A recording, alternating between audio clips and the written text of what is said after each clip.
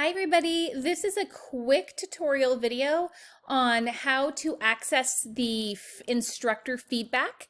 I have had a few people email me letting me know that they are not able to find my feedback that I have given for your cultural tale telling.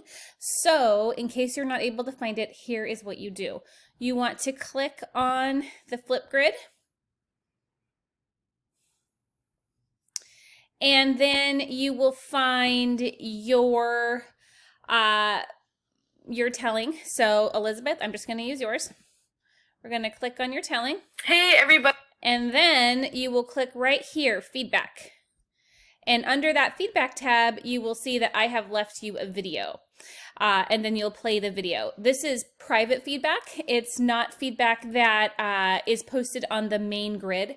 So that's why you're having a hard time finding it. But everybody who has made their cultural telling post, if you have received a grade that said, I have left you feedback on the grid, this is how you find it.